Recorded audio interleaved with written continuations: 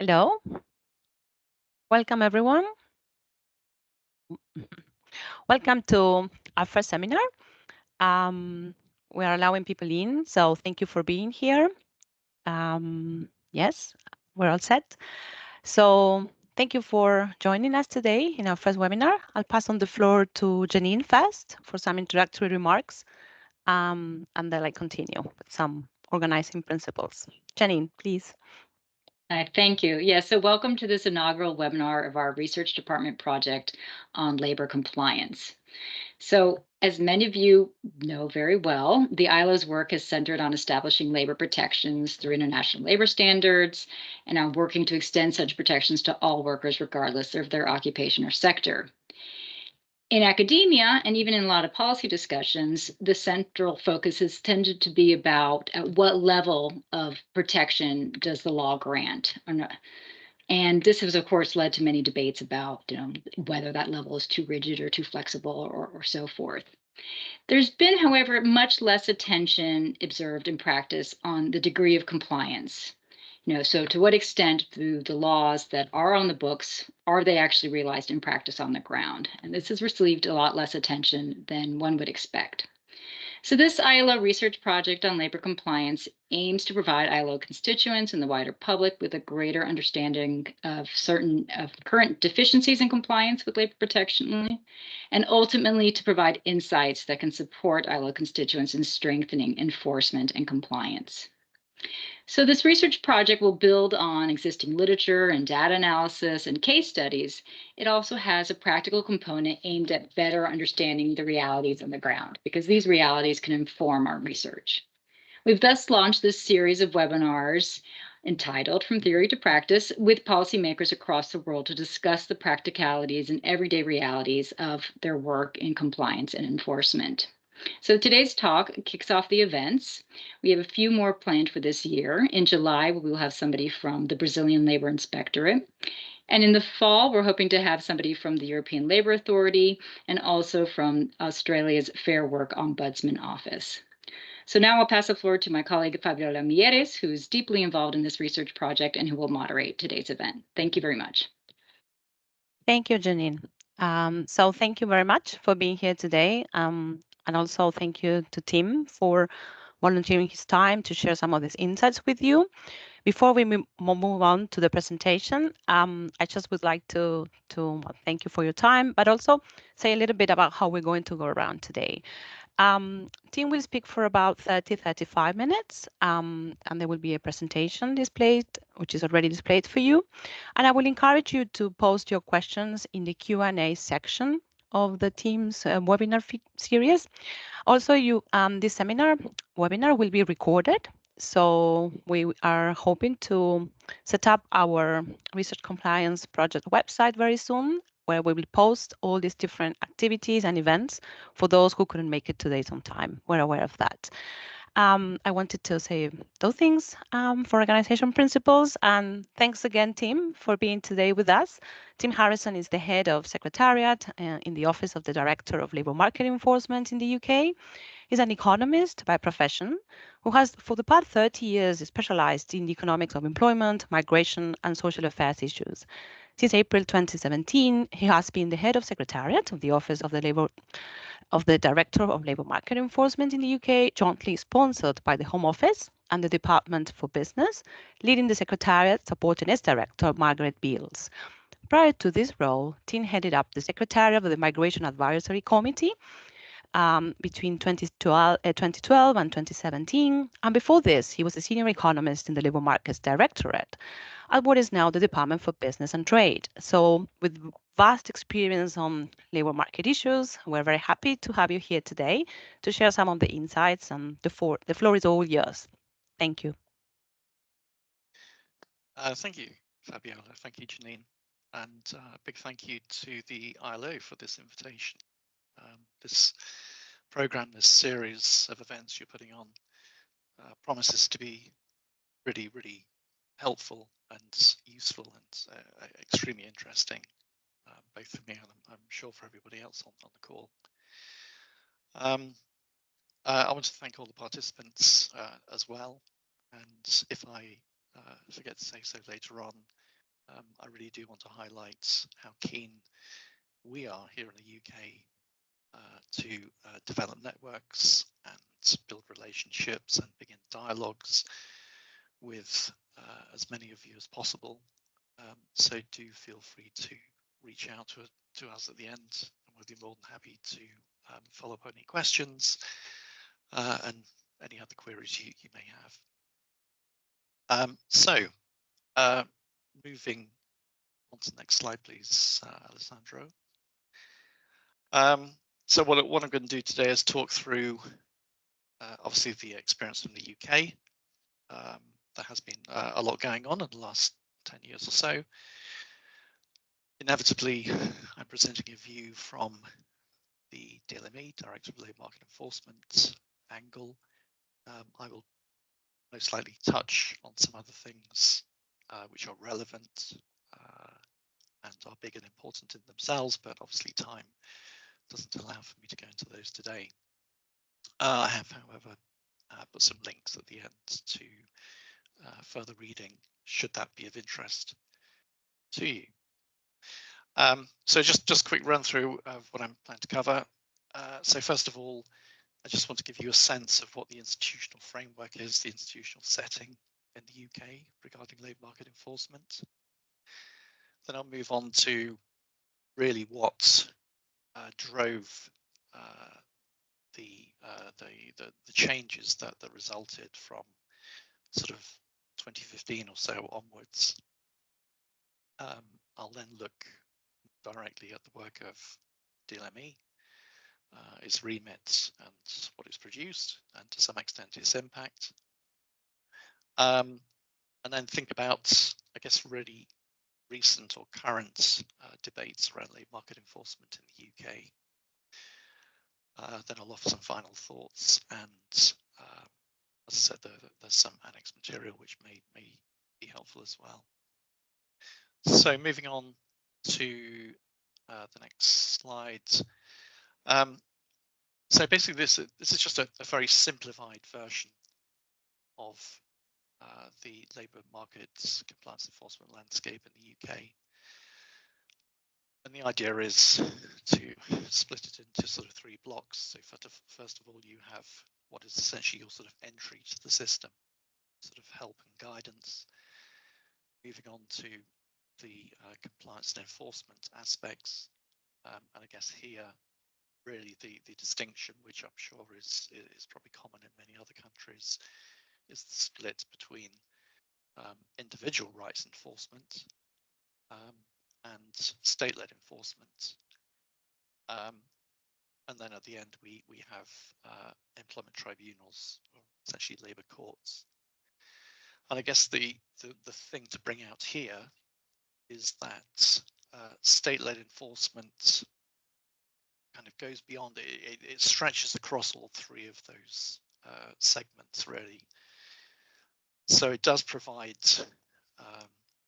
information, advice, guidance, help up front, although to a large extent there is a sort of separate pay and work rights helpline which sits within ACAS, which provides that service. There's also an online complaints form which feeds into the process, and then really the ball is very much in the court of the enforcement bodies, who will obviously deal with cases and see them all the way through to remedy. So, as I said, a very sort of simplified version, but hopefully you get the sense of what the setup is in the UK. And indeed, the next slide just presents that from a slightly different angle. And I guess here what I'm trying to bring out is really the government, the departmental oversight, where you have most of these bodies. I haven't listed here the employment tribunals, which themselves sit under a separate Ministry of Justice. So just so you can sort of understand the division of responsibilities, I guess, across the landscape. And also what I've done there is to highlight in blue the three bodies that fall within the remit of the Director of Labour Market Enforcement, and therefore what we'll mostly be focusing on in today's talk. So moving on to the drivers for change. So basically, the UK government had real concerns by the mid-2010s about the nature of labour non-compliance in the UK and how it was shifting more towards, I guess, sort of criminality, elements of organised crime. At the same time, the UK had brought in Modern Slavery Act in 2015, which would cover issues related to sexual exploitation, criminal exploitation, labour exploitation, domestic servitude. So immediately you've got a sort of overlap there between what the Modern Slavery Act was looking to do and these concerns, particularly around labour exploitation. And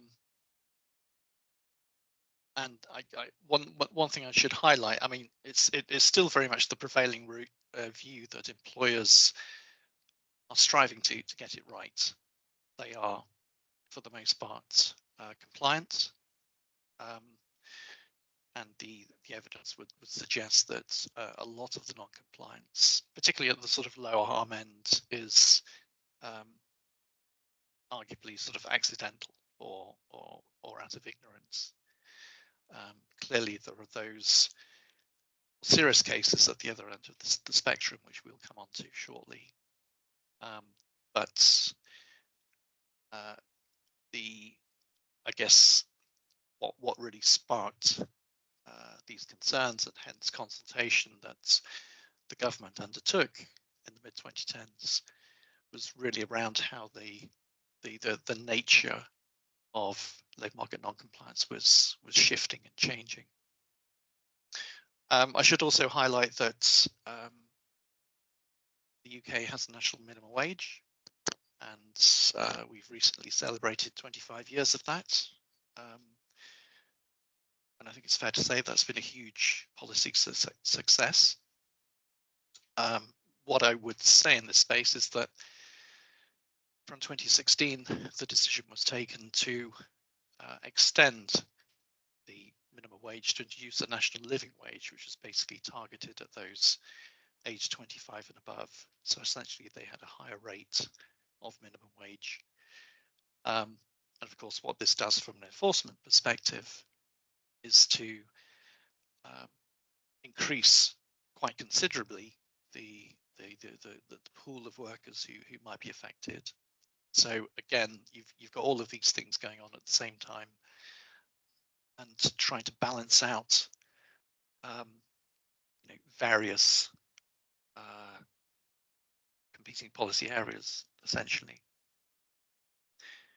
If we can move on to the next, thank you. So the outcome of those consultations helped feed into what was a broader Immigration Act in 2016, where, as I've sort of discussed already,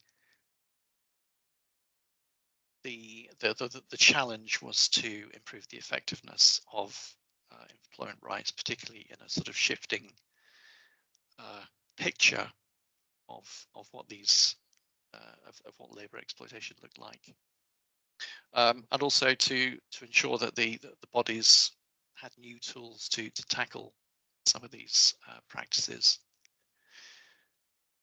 So a number of things came out of that, including the creation of the office in which I work now, the Director of Labour Market Enforcement, where the aim really was for DLME to try and harness and bring together existing efforts into sort of, a coherent framework, to be able to tackle some of these emerging threats in the labour market. And along with that, there was to be the creation of Intelligence Hub, which I'll talk about shortly, and with that, increased data sharing, so we could have a better picture of the non-compliance threat. Also worth mentioning, new powers were brought in, which apply to all three agencies in our remits in terms of using labour market undertakings and orders, and also extending the remit of what was the gangmasters licensing authority, which became the Gangmasters and Labour Abuse Authority, because it now would have the additional remit to cover more severe exploitation right across the UK economy. Should we move on? Thank you. So this is just a sort of very quick overview of DLME. So essentially it's an independent body. It's jointly sponsored and staffed by two departments, namely Home Office and the Department for Business and Trade. And that reflects the fact that the three bodies that fall within the DLME remit essentially sponsored by those departments. We have a public appointee as director. So the current director is Margaret Beals, who herself had formerly been the chair of the Gangmasters and Labour Abuse Authority.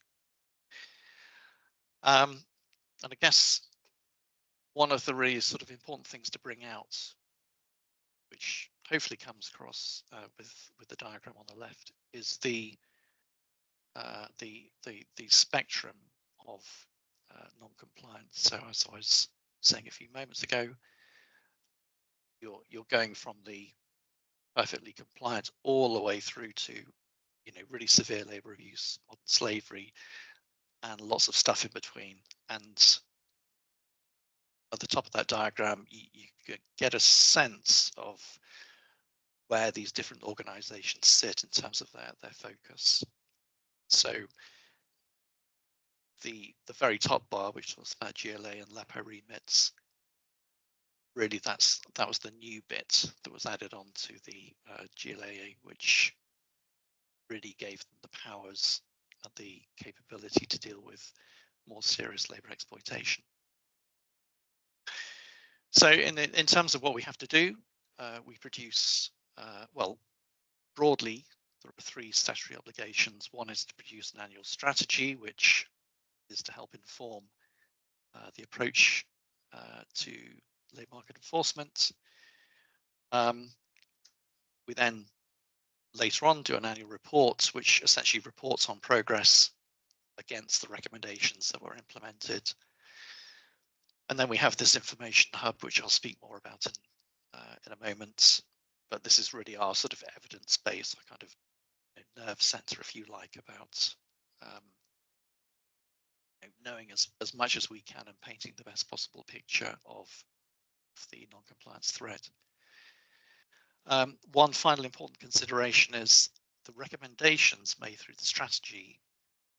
The bodies only have to pay regard, or rather to have regard, to the recommendations. So they have to demonstrate that they've seriously considered them. Excuse me. But ultimately, they don't have to implement them. So I'm happy to say that the vast majority of the recommendations made by DLME over the years have been implemented. Next slide, please. So I suppose taking a step back and thinking about our sort of theoretical approach to all of this. I mean, as I'm sure you're already aware, the balance between compliance and deterrence. It's fair to say that our thinking early on was very much influenced by the work of David Weil in strategic enforcement and all of that, stuff. And really, this is just an excerpt from one of our earlier strategies, which really tries to sort of trace, I guess, almost the pipeline, or to give a sort of map of how we should be thinking about some of these issues. So, you want individuals to be aware of their rights and employers to be aware of their obligations.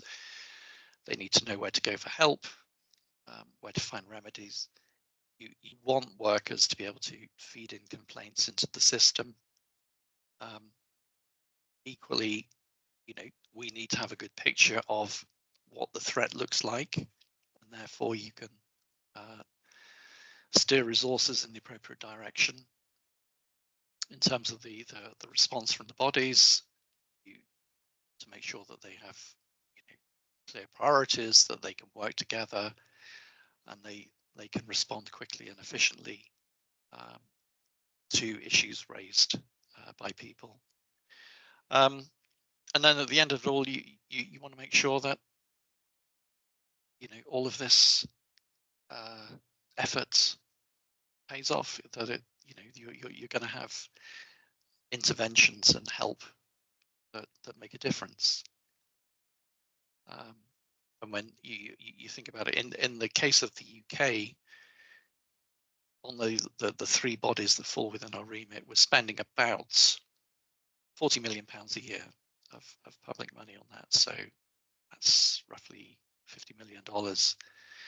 And so quite rightly, we need to be able to account for that, and to be able to demonstrate that money and that resource is being put to good use.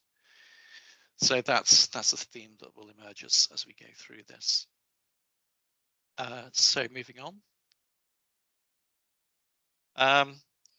This is just very quickly a sort of overview of our strategy cycle.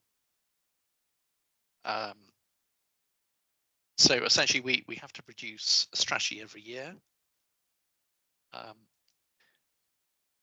That can be a bit of a challenge when you think about the process of evidence gathering, coming up with meaningful recommendations, getting them agreed and implemented, and then doing the same process the following year. So I guess what we've tried to do is bring in a kind of framework, because what we don't want to do is to bombard the bodies and indeed the sponsor departments with dozens of recommendations that drag them in all different directions.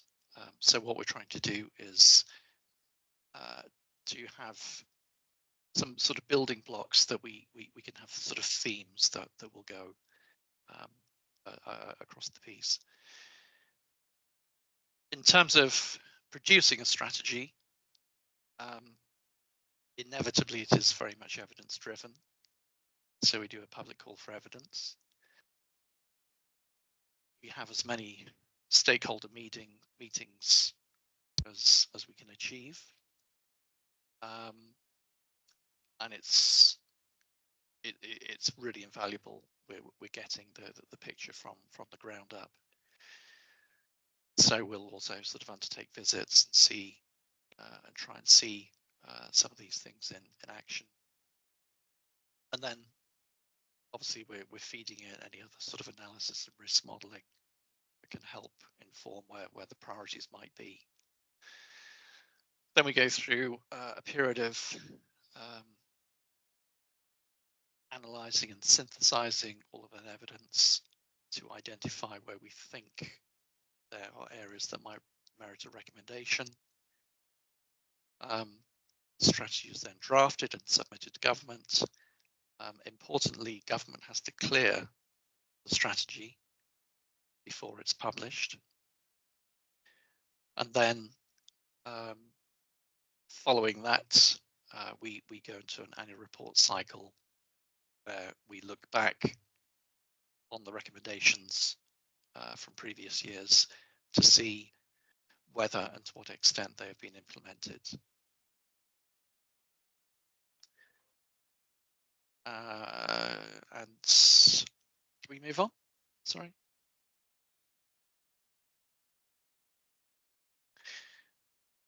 So I was talking before about a framework that we've been using.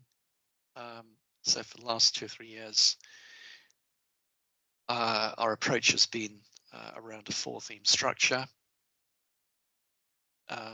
which should all sort of link up to things I've been talking about before. So one is what we call improving the radar picture. Essentially, this is ensuring that we are developing as strong an evidence base as possible. The next one is around improving focus and effectiveness.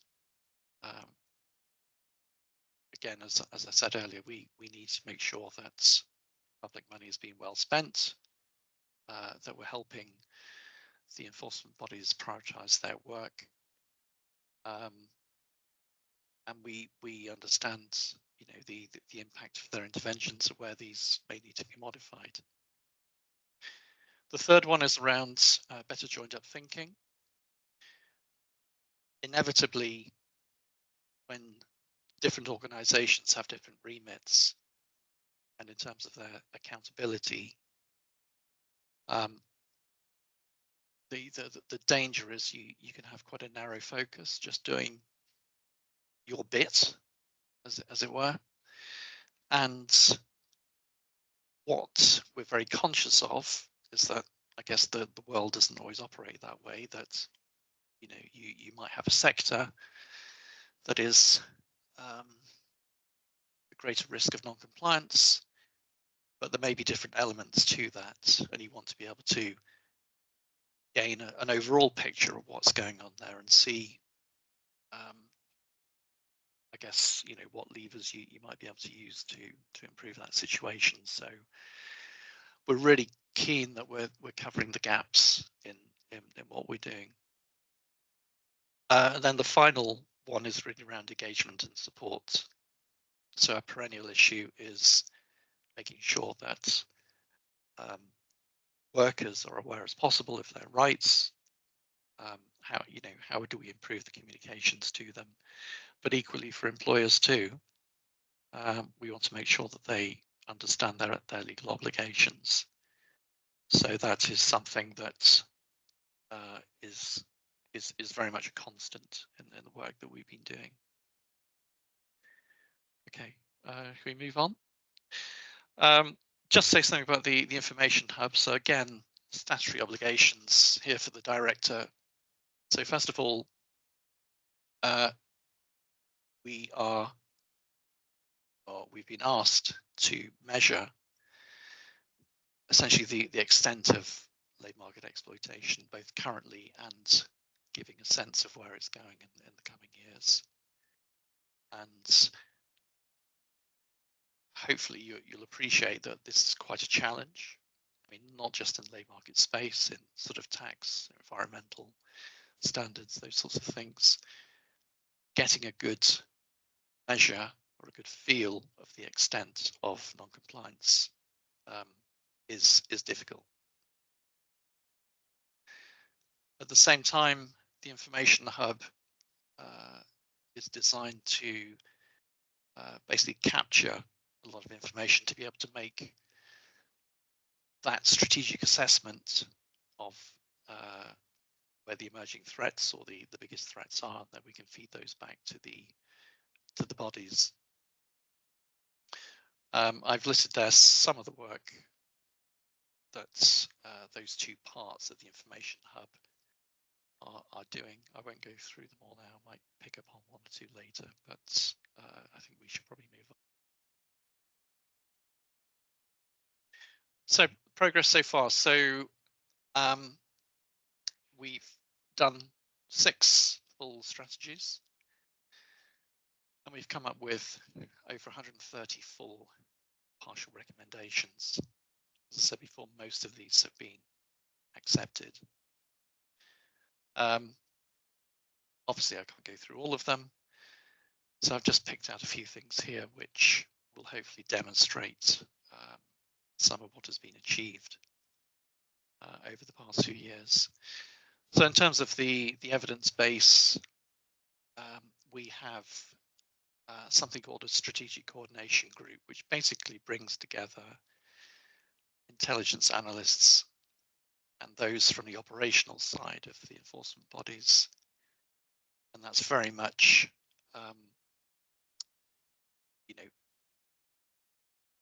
working with the information that they've got on what they're seeing, what is being reported to them about non-compliance issues in the labour market. And this group, the SCG, covers both the enforcement bodies within our remit, but also others. So we have attendees from the Health and Safety Executive, Immigration Enforcement, the National Crime Agency, Department for Work and Pensions. So it's a really broad group bringing in a lot of expertise and interest and support, which allows us to develop a really good picture of what's going on. What I should stress is that the information we deal with is at the aggregate level. We're not permitted to deal with individual cases, not least for sort of confidentiality reasons. So it is very much a case of having that strategic view of things. Secondly, under the evidence base, we have a major study underway, essentially to try and plug some of the holes, some of the gaps in the evidence base. As I said before, measuring non-compliance is challenging, and we really were inspired by some work done in the US, I think in 2009, a report called Broken Laws by Annette Bernhardt and many other academics. And what we're really conscious of here is what we're dealing with, particularly at the more serious end of labour exploitation, is that you're dealing with people who are essentially hidden, hard to reach. And I think one of the things that really appealed to us through the early US work was the approach that could be undertaken to try and overcome those barriers. So we commissioned a study, and there'll be survey work, full survey work happening later this year, and that should report about this time next year. And I think that will be a major contribution to the evidence base.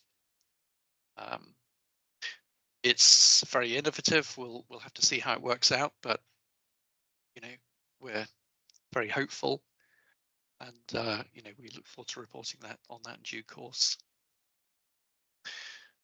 Moving on to how the bodies are performing. Sorry, Alessandra, if you could just skip back one. In terms of focus and effectiveness, so we argued strongly for increased resources. One of the things that our stakeholders like to point out to us quite a lot is that the UK does fare poorly on the ILO measure of 1 inspector per 10,000 workers. So I think the UK is around half that level or less. So we have tried to push for increased resources, particularly for the Employment Agency Standards Inspectorate, which is, well, it's still quite small, but a few years ago it was half the size it is now. So things like that are really important. The enforcement bodies are working together a lot more, sharing operational plans, and there's much greater awareness and collaborative working among them. There's closer working with industry, which has been really effective, and I think there are really good models there. In terms of better joined up thinking,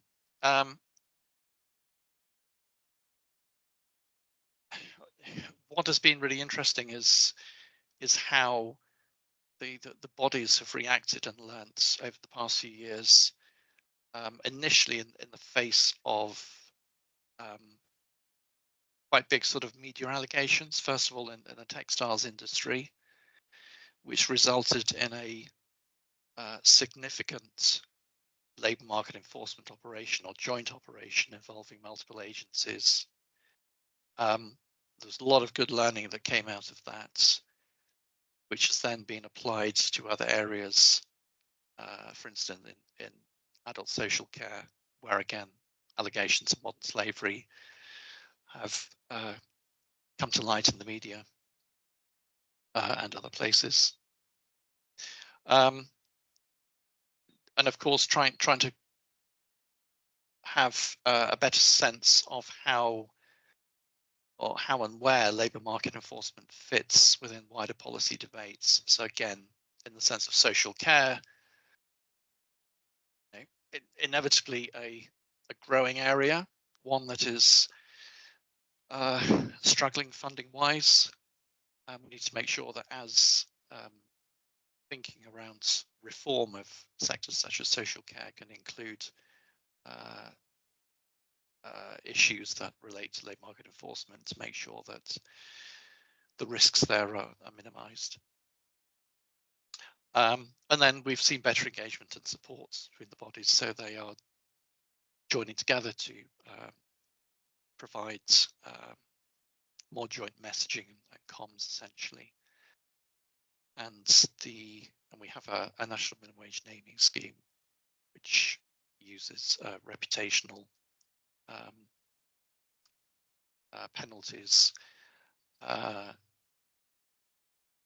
which recently, or in recent rounds, has included more of an education element as well, which highlights, I guess, some of the pitfalls that employers may fall into when trying to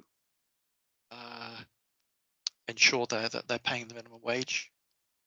So, for instance, sometimes it isn't out and out wage theft, but it may be accidental non-compliance, to do with, paying for uniforms and things like that. Okay, let's move on.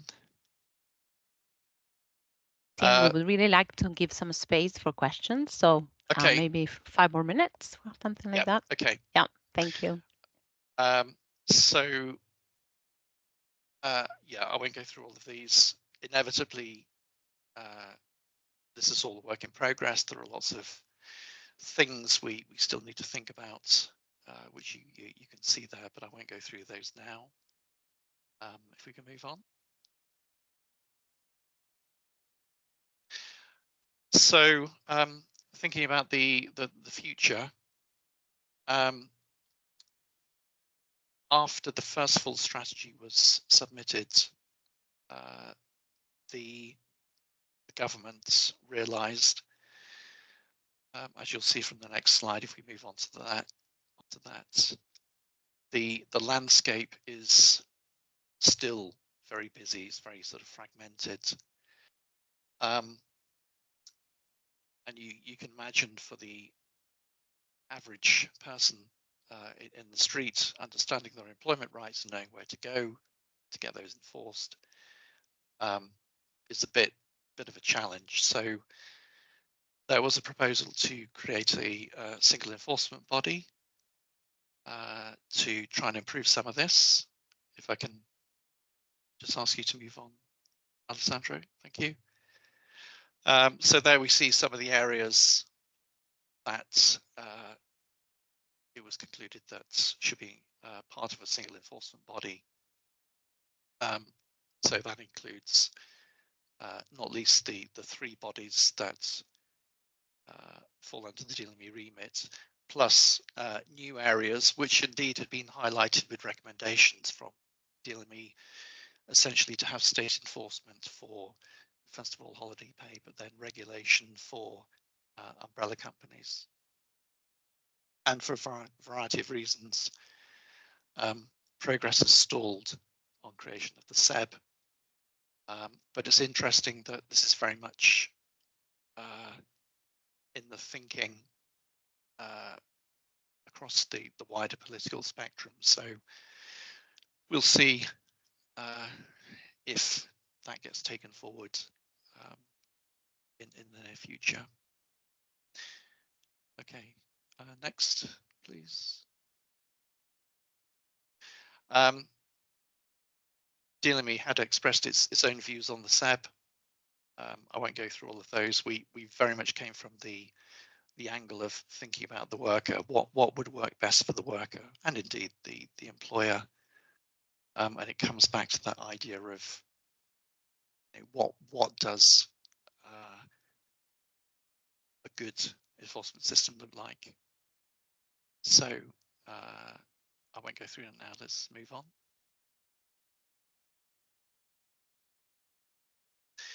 Okay, final thoughts. So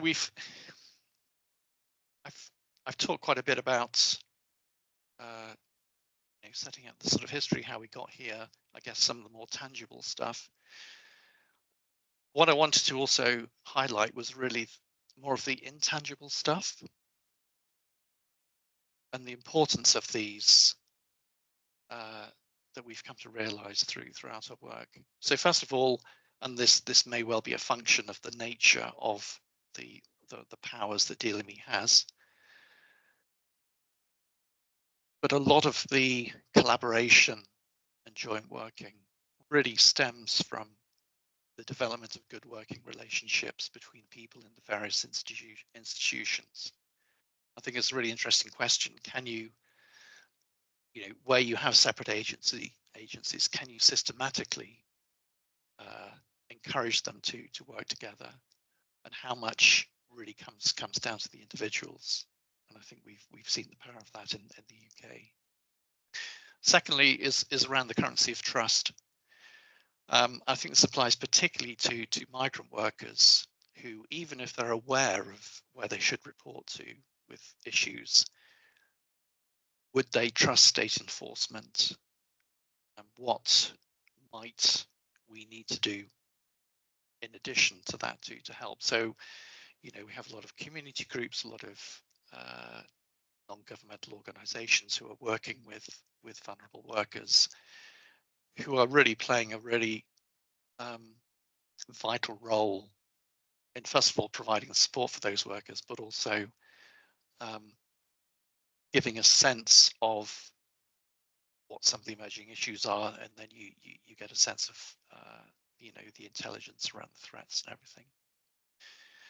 And then finally, there's an issue around the credibility and the work of the enforcement bodies. I think there's something there around, you know, are enforcement bodies able to clearly demonstrate the work they're doing? So on the one hand, to actually highlight the successes they're having in their work, but also, I guess, to provide reassurance to those working in particular sectors or the labour market more generally that you know, they're actually tackling problems that are being reported to them. So I think there's something there to work on. And then finally, I just wanted to highlight, and next slide, please. Margaret Beals, the director herself, is due to be giving evidence to a parliamentary committee in a couple of weeks' time. This is recorded, and there's a transcript available soon afterwards as well. And that promises to be a really interesting session where I'm sure we will be asked about some of the issues that have been covered today. But I'll stop there. Thank you. Thank you very much. It's really, really difficult to condense such a important and comprehensive strategy in a few minutes. So we appreciate it a lot. It was very informative.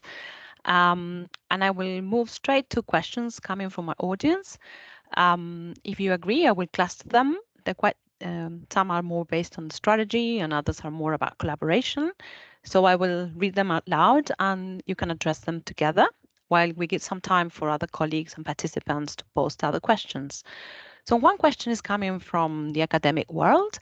Blandine Emilian, everyone thanks you for your presentation, and she would like to know how academics can concretely help in assessing non-compliance, and if there are any specific research and auditing projects in place, whether the DLME support access endeavors to participants to flag non-compliance, different specific industries or major employer settings and geographical contexts, and how can academics set up and help? How are these calls for projects or different types of resources allocated for this? That's one area in calling on collaboration. And then another two set of questions from our colleague in the ILO, Franz Ebert, also thanking you for the presentation. He says, considering the transnational dimension that human trafficking and certain other forms of labor exploitation often have, what role does transnational cooperation with institutions in other countries play in the strategy and the practical work of your organization?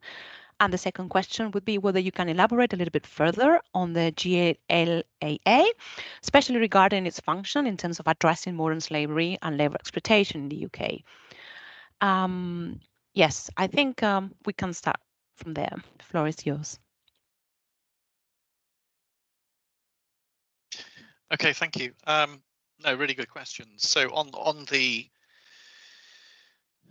I guess on the sort of entry points for academics.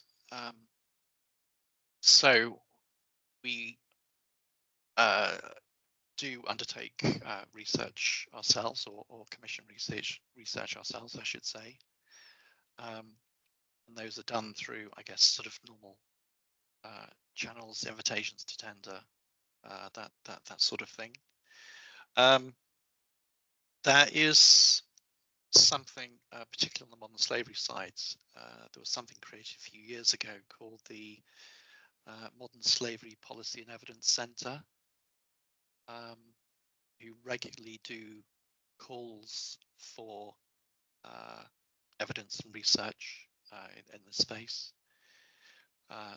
So they've produced some really good work, but also and this comes through as part of the evidence gathering for strategies themselves, that we do get responses and input from academics. So one case I would highlight in particular was we were approached by a team at Nottingham and Trent University who were mapping. We're doing a mapping exercise of a phenomenon called hand car washes that we have a lot of in the UK, and where there is a fair amount of non-compliance, not just related to employment law. And what they did was to track a lot of these operators, and really to sort of work out or undertake predictive analytics for where these operators might be, and they joined up with HMRC to sort of share that information, and helped in the operational response to try and deal with these things. So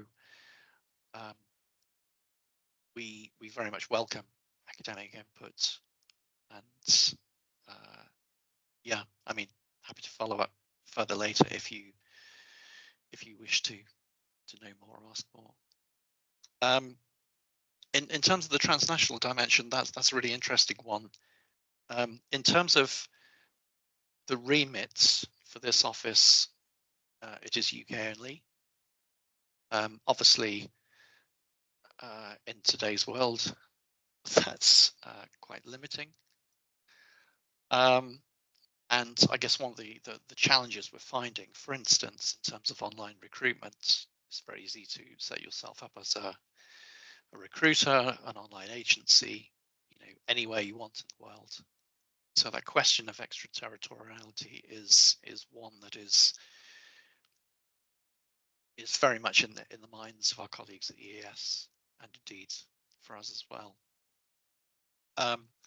Another very quick example in relation to the seasonal worker visa, so seasonal agricultural workers. So with the conflict in Ukraine, we had been receiving something like 70% of seasonal workers from Ukraine, and then inevitably, sort of almost overnight, that labour supply was, for understandable reasons, severely affected, and a lot of the operators in that sector turned their attention to seeking labour from Central Asian republics, so Kyrgyzstan, Uzbekistan, Tajikistan. And initially there were issues there that where workers were being charged sort of unlawful recruitment fees and things like that. And the GLA did actually do some great work working with the labour authorities and the governments in those countries to try and improve that situation, to tackle that. So really good question, and a very a very big challenge. But yes, some work has been done there to good effect. And sorry, I didn't quite catch the last bit of the question where you asked about elaborating further on the modern slavery and labour exploitation. I will follow up because there's another question about the GLLA actually, Okay. so it's related to that. For instance, how is the GLLA focus shifted to extreme exploitation and away from licensing gangmasters? Are the enforcement agencies collaborating with immigration officials to enforce the laws against illegal workers without status working in the UK? Following up from this, I will add a couple of more, and it will be a big effort to summarize. I also want to tell colleagues that now a lot of questions are coming, and the strategies that are posted in your website are very interesting and informative to read, and some of the issues are there, are already covered. Another interesting question is, how does OSH feature into the structure of the enforcement, occupational safety and health? The other is the vision for the CEB. How would you think to address vulnerable workers, and how are you going to address again the separation between immigration and labor market enforcement? I think this is coming up a lot. There's another one on how do you measure improvement so far? For instance, do you have a measure of wages recovered that I'm being paid? This is quite a lot. So we'll leave it there for now. There's another interesting question about politics that we can leave for the end as well. Whether electoral politics play a role in labour enforcement in the UK, or did it play a role in the past? Thank you.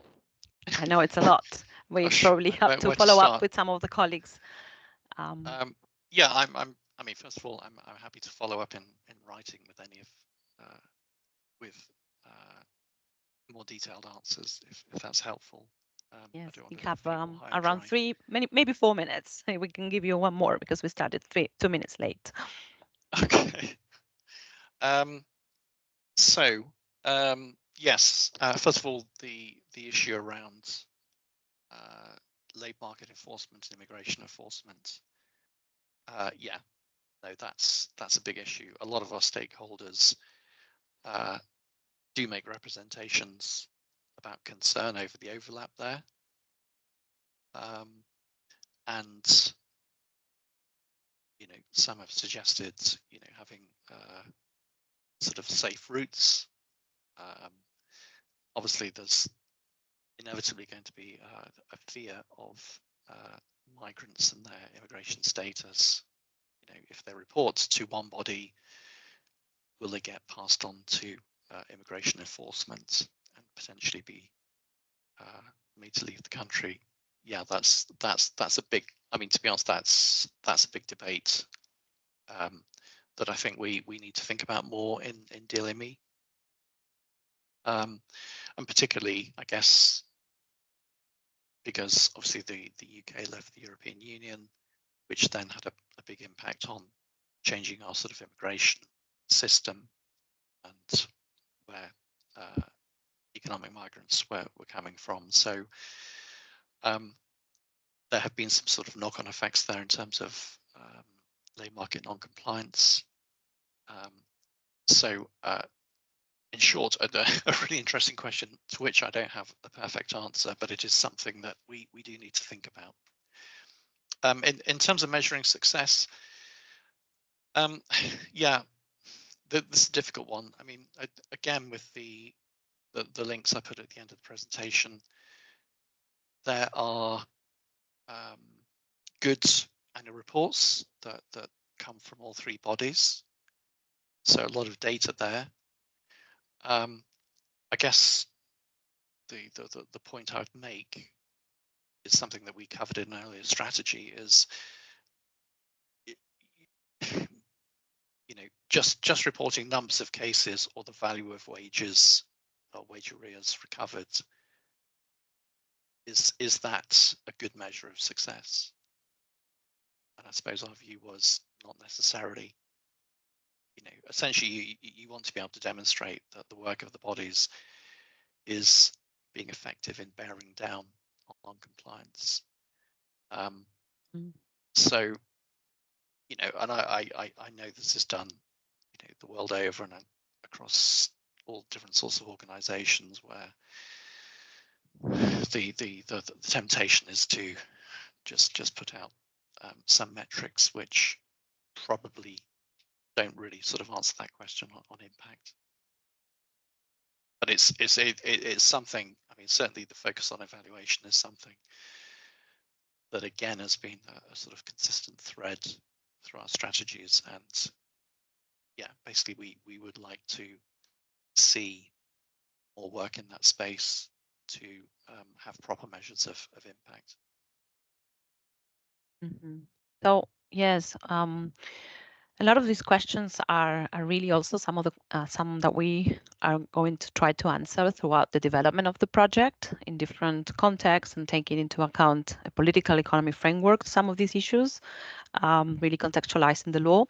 So we apologize that there's not enough time for discussion because some of the questions are really good, coming from our participants and also colleagues in the ILO. But I will follow up with you. I would really like to thank you, Tim, for your time, and also all the participants here today. And this is the beginning of a conversation in our From Theory to Practice webinars, but also there will be more research coming out, other scholars who will be joining us as we move forward. And thank you again. I mean, I think we reached our time, and don't hesitate to stay in touch. Have a great afternoon or morning or night, depending on where you are. Thank you. Thank you, Tim. Okay, thank you very much. Thank you, everyone. Thank you. Thank you very much.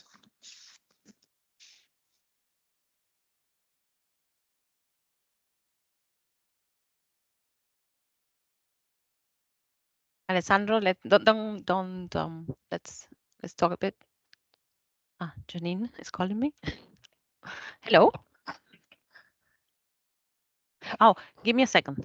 I'm still in them. So, Tim, I have really nice questions here that we can follow up in the next days or so, you know, or some questions if they're helpful for you. And there were a number of academics from the UK as well taking part in the seminar. Yeah, well, that was interesting. We had a really, I looked at it very quickly, a really mixed pool. Lots of colleagues working on issues around